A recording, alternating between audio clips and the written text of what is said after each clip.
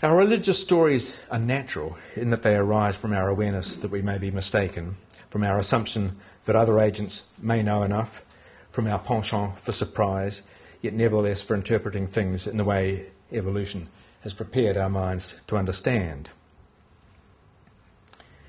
And we simply do not have any ready alternative. Our most sophisticated, ready-made cognitive skills involve theory of mind and meta-representation. Because an agential explanation conforms to our dispositions and skills, we'll be unlikely to question it. We don't know where to start searching for another non-agential explanation that we can't easily grasp with methods we can't imagine and tools we've not invented. Whenever we become aware of the possible uncertainty of our knowledge, we do better to plug that uncertainty and act than to wait for better information before deciding or acting. The search for perfect knowledge would take far more time than we have available. But would a belief in non-existent beings not be dangerous or at least disadvantageous? Would it not be better to operate only on true information, on valid sensory data and natural inference, rather than on supernatural explanation? Would not individuals with less inclination to spend time, energy and resources on religious observance or superstitious practices fare better, so that over time these hard-nosed realists should out-reproduce their soft-scented conspecifics and therefore breed a kind of rationality into the human genome? Should brights not outshine dims? Not necessarily. Humans are strongly social creatures and can accomplish many things together that they can't accomplish individually.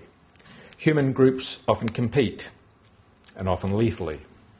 Other things being equal, a larger group can overcome a smaller one. But groups can fissure or fizzle if individuals fail to pay their share of group costs while taking their share of group benefits, by letting others, say, do the fighting against neighbouring groups in their place. Free riding is the fundamental problem of group life. Solve it better, and your group can become larger and more successful in intergroup competition. Game theory models and biological and anthropological case studies show that nature's problem of evolving cooperation can be solved through punishment.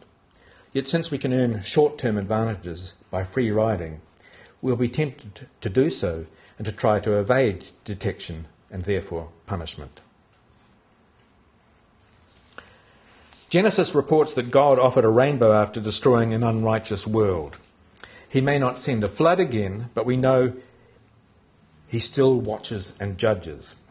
Not just the Abrahamic God, but all the spiritual beings that actively matter for believers in all religions have unrestricted access to what anthropologist Pascal Boyer calls strategic social information.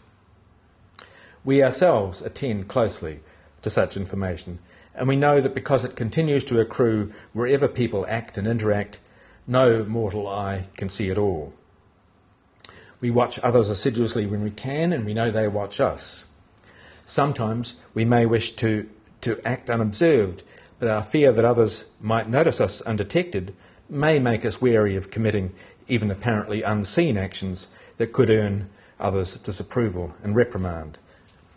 But belief in invisible spirits who in any situation can observe us undetected will incline all of us to believe more often in the ways generally approved of by all, in ways that aid group purposes rather than short-term individual advantage.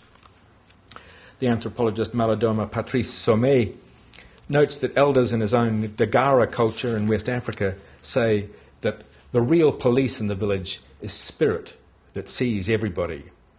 To do wrong is to insult the spirit realm. Whoever does this is immediately punished by spirit. Evolution, as biologist D.S. Wilson notes, places no premium on truth.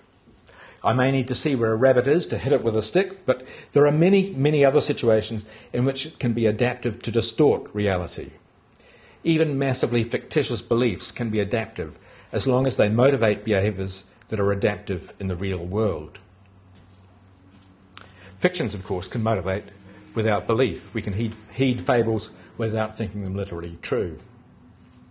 But stories that start as invention, but persist as explanation, as meriting belief, are considerably more powerful than even emotionally saturated illustrative examples in fiction. All the more so if they're designed to encourage cooperative behaviour. Wilson writes, "Emotions are evolved mechanisms for motivating adaptive behaviour that are far more ancient than the cognitive processes typically associated with scientific thought. We might therefore expect stories, music and rituals to be at least as important as logical arguments in orchestrating the behaviour of groups. Supernatural agents and events that never happened can provide blueprints for action that far surpass factual accounts of the natural world in clarity and motivating power.